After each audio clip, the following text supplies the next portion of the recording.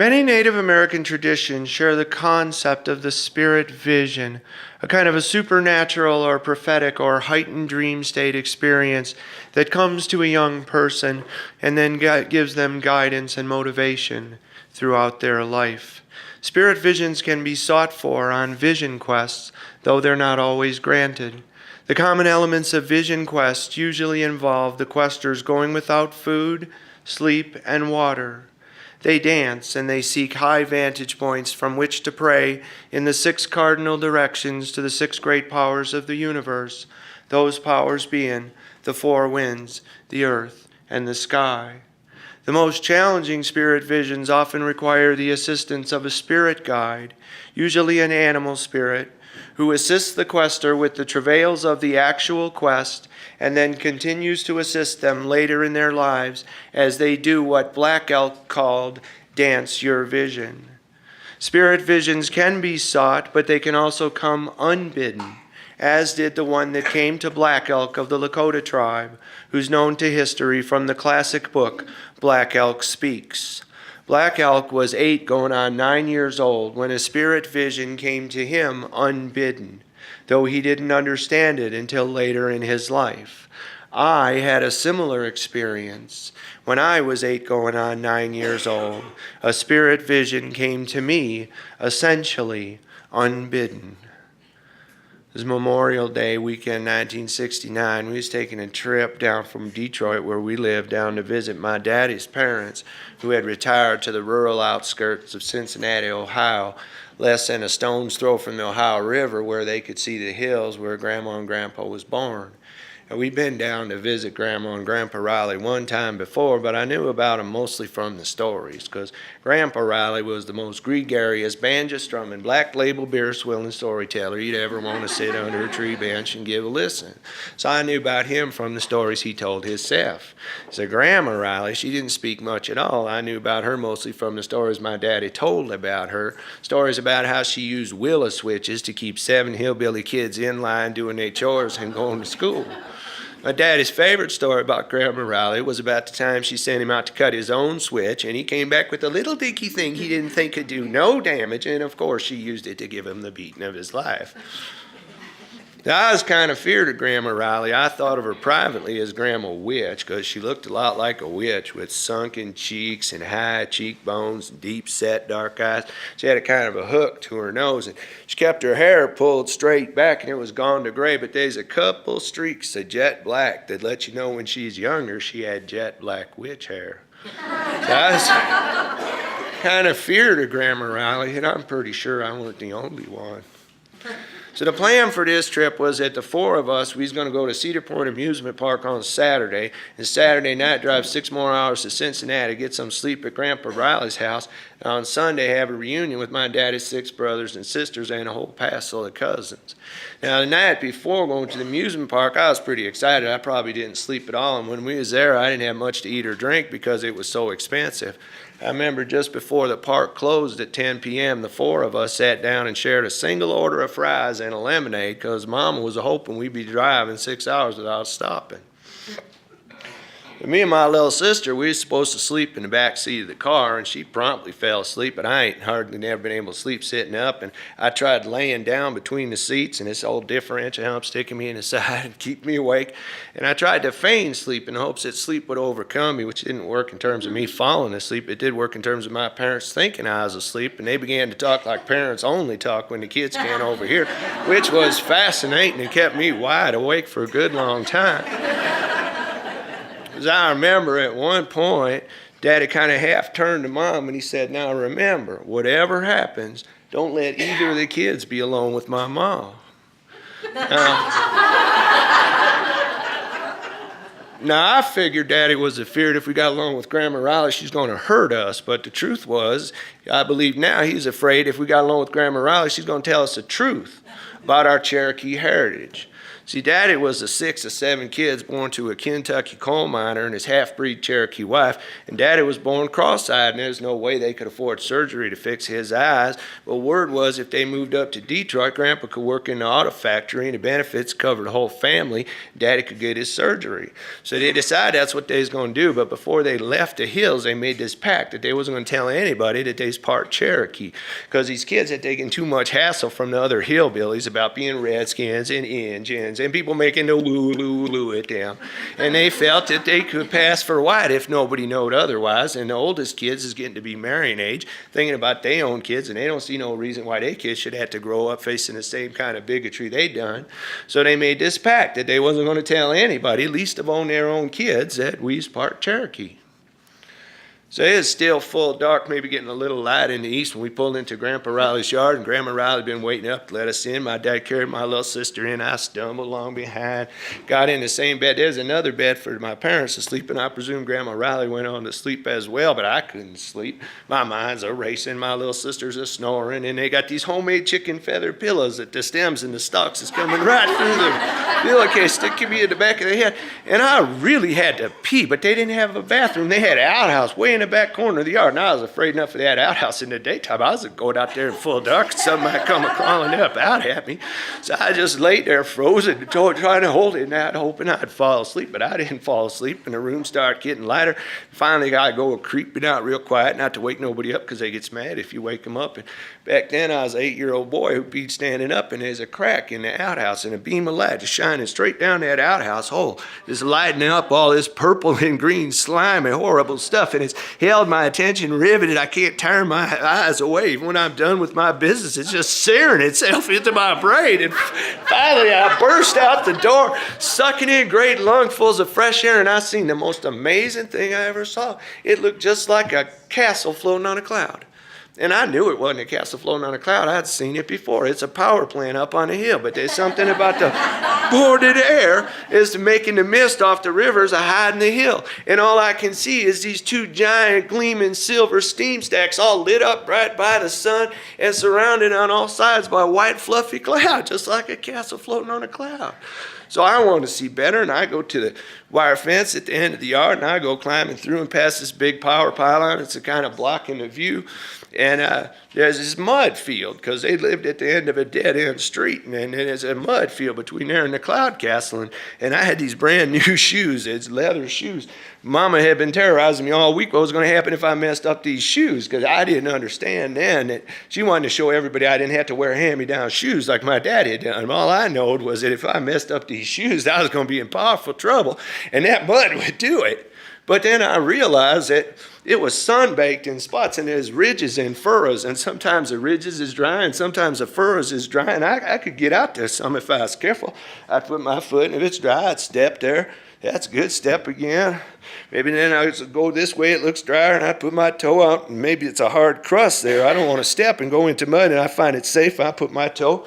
All right, there's another one, and then another, and that's a little wet. I'm going to try again, put that one out. There you go, and I can jump to the next dry furrow. And I'm doing this serpentine dance path out into the field, and I look, and the cloud castle ain't no closer. I thought it was close, and now I'm thinking it might be far, and there's all this mud, and I was about to go back, and I seen these tracks going across the field. Looked like a little dog track had gone across that field, and I realized I could follow them tracks. It'd tell me where it was soft and where it was dry. So now I'm running and jumping from spot to spot, trying to kick enough momentum to get to the next dry furrow. It's taking all my attention, all my exertion. I'm losing track of time, and the next thing I know, I'm up against this big dirt hill, and I can't see the cloud castle anymore because the dirt hill's in the way. So I just go climbing. I'm making my own handholds and footholds. I'm not thinking about nothing but getting up to the top, 100 feet, 150 feet, I don't know. And I pull myself up over the ridge, and I was rewarded with a vista even more magnificent than I had imagined, because in front of that cloud castle, there's these 2 huge water pools filled with perfectly calm, crystal clear water, and they're reflecting the sun in the sky and the clouds like giant mirrors. And then I turn to the south, and there's Ohio River way down there, little bitty barges going by, and out of the rivers rising the hills of Kentucky, and they're spreading to the mountains of Kentucky, and the green trees is thickening into woods and forests and spreading out in this magnificent green panorama. And then I turn again to the west, and there's Grandpa Riley's house over there about that big, and streets all spreading out downtown Cincinnati in the distance. And one more time around again, I'm looking in the north, and there's these rows of power pylons, and I'm looking all down on it. A new row every couple degrees on the compass, all gleaming like a giant steel spider web spreading to infinity. And then I turn again back to the east. There's the reflecting pools taking me up in the sky, and I was just overwhelmed at the magnificence of all creation. And then I realized I was really hot and really thirsty, and I might could swim in that pool. I might could drink from that pool. And I go up, and I'm looking down in that pool. I'm just about to jump in, and it changed. It's all full of this purple and green slimy outhouse filling the pools.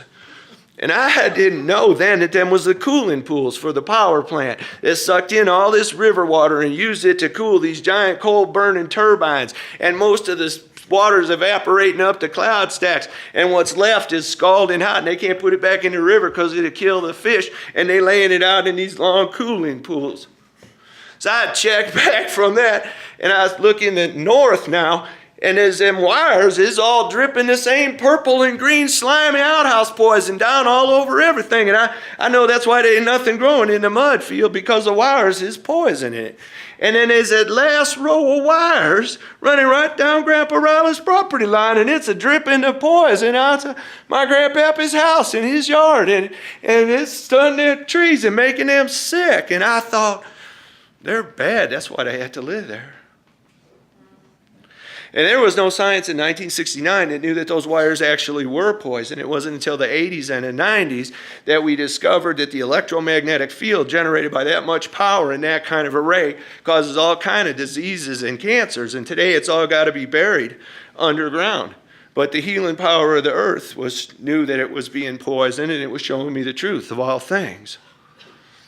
So I'm looking at these wires dripping this poison onto my Grandpappy's house, and I'm thinking, they're bad. That's why they had to live there. Because I know from Grandpa's stories that he wasn't the best kind of person, and Grandma Witch and her switches, she wasn't that good neither. And I'm thinking that's why they're doomed to live out the end of their lives in poverty in a dumpy house on the end of a dead-end street with no name. It's because they're bad. That's why they had to live there. And a voice came in my head as clear as a bell. It said, no, that's not why. Turn and look over the river and see why. And I turned to this green panorama, and now it's all dotted with villages of Indians dressed like white people in colonial clothes. And they're going to school, and they're farming, and they're having elections just like white people. And then there's these soldiers coming with bayonets, is rounding them up and making them get in line. And they got to follow these trails through the woods, and they're all packed together on the trails like ants following trails of sugar. And they're all crying, and as trails is coming from all different directions to Riverland, and where there's barges, and the soldiers is making them get on the barges, and the people is crying, and they're dying, and they're falling off the barges, so they dying, and they being pitched off the barges. And all the time there's more ant trail people coming from all directions, and they're crying, and they're falling dead. And I saw more than I can relate, and I knew more than I saw, because again, it was the truth of all things. And then my vision focused on this couple, a man and a woman had a babe in arms.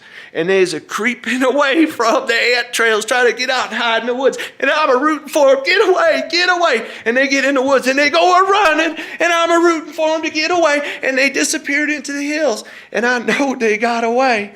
And then it all went away, that whole, just the green panorama, and looked like the top of a rain barrel with drops falling in it like raindrops or teardrops and making circles where they hit. And the circle brought me back to myself, and I checked back and I look in the west and the sun is going down. It's beneath me already. And I am in big trouble because nobody knows where I'm at and where I've been. And if they know it, I'm going to be in worse trouble. And I thought I was as afeared as I could be. And I come and look on a sheer drop. And how'd I get up here? I can't climb that. If I go falling, it's going to make an avalanche. It bury me alive. I could be laying there with a broken leg at the bottom. And nobody knows where I'm at. And it was dusk going on dark, and the only thing I was more afraid of than going down there and dying at the bottom of that hill was doing it in the dark. And I set myself and I went a climbing down. I could feel my foothold slipping. I could hear the pebbles a tumbling. There's times I was clinging to the dirt with my teeth trying not to fall. And when I got to the bottom, I didn't even know it. I just fell in a puddle. I was all crying, and I was so hungry and so tired and so thirsty and so afraid. And I only had one thought: was I got to find them tracks and get across that mud without messing my shoes in. There was no tracks. There wasn't even my tracks. And I knew I was going to make it back before dark, and the only thing I could do was make a straight beeline across that field. And I wasn't 10 steps out until I was covered with mud to my knees, and I could barely pick one foot and put in front of the other. And all the time the rain of poison coming down and the poison mud sucking in my feet and trying to kill me. And it's full dark, and I just realized I got nothing in the world but putting that one foot and keep going. And when I made it to that fence, I didn't even know it. I was just hanging there on the fence like this. And I was so afraid that it got worse, because there's no cars and no people. And I know they're all out looking for me. They're going to think I drowned in the river. The firemen's going to be dragging the river for my body. And when they find out I'm dead, they're going to kill me. And I go climbing through the fence, and I was all alone in the front yard for about 10 seconds, and it got worse again, because here comes Grandma Riley all by herself out the backyard, and I know she's going to skin me alive. And I start blubbering, Mama's going to whip me for messing my shoes.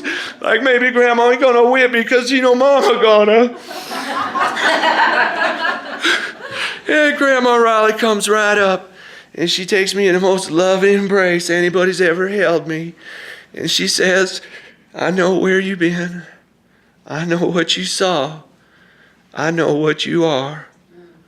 And she took me under her arm in the backyard, and there was a rain barrel and a barrel of rags, and she began wetting the rags and the rain and the tears from the barrel, and gets down on her knees and taking the mud off until she can find my shoelaces and get me out of my shoes and pants. And she says, Grandma gonna fix your shoes, baby. Come on, let's get you to bed.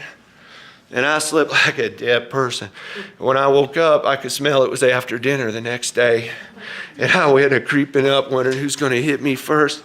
And nobody said nothing. And I didn't say nothing. And nobody said nothing. They just packed up the car and we went on home like nothing happened. And I forgot all about it till I was in high school, and I seen a movie on TV called I Will Fight No More Forever, a supposed true story about the mistreatment of Nez Perce Indians in the 1890s. And I didn't believe it, and I went to the library and I looked it up, and it was true and worse. And I seen a book on the shelf. It said The Trail of Tears. And the minute I seen that book, it came back to me, the whole vision, the ant trails and the crying. It was the Trail of Tears. That's what I seen. And I took the book out, and it's about the Cherokee being kicked out of Georgia in the 1830s. And I'm flipping through the book, and it's telling me the exact same story I seen in my vision. And I know that that couple that got away, they was my ancestors who had survived the Trail of Tears by running away to hide in the mountains. And for some reason, it was a family secret. So it's 2004. I'm still a teacher. I'm an elementary school librarian, teaching a whole long unit on Black Elk Speaks to all the 3rd and 4th grade classes. And we got to the part about Crazy Horse taking his name from his vision and how he always followed his vision despite the consequences.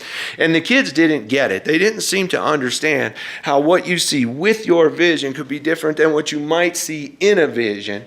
And I was driving to work in the morning and pondering, how am I going to get the kids to understand this key concept? And as a fox comes a-trotting along like he's going to cut right in front of my car, and I got to slow down and stop. And the fox gets in front of my car and he stops. And he turns and he looks at me over his shoulder and stares me right in the eye. And I honk my horn and he get on his way. And I go driving to school and I start thinking, maybe I ought to tell the kids about that cloud castle. I was the same age then that they are now. Maybe they'll get it. And they did. They understood about following your vision. And so I'm telling this story all week, and I realized it couldn't have been no dog tracks in the mud. Indians didn't revere dogs. Black Elk said the dogs was willing slave beasts. Them little tracks that led me across the mud, they had to be fox tracks. And the fox is my spirit guide, and that's why my favorite song has always been Elton John, I Am the Fox. Sharp as a whip, tough as an ox. Tough enough to slog that mud field and face the challenges of my life. And here 'twas the fox had come again and showed me how to dance my vision to those children. And then that left me with one more new question. I started wondering, I said, did I maybe just fall asleep after Cedar Point and dream that whole thing? Or did I actually climb that and slug that mud field? So I called my daddy on the phone. I says, Dad, you remember a trip we took down to Cedar Point and then down to visit Grandpa Riley? He says, oh yeah. He said, I'll never forget that trip. That's when the dog got lost. I said, what dog?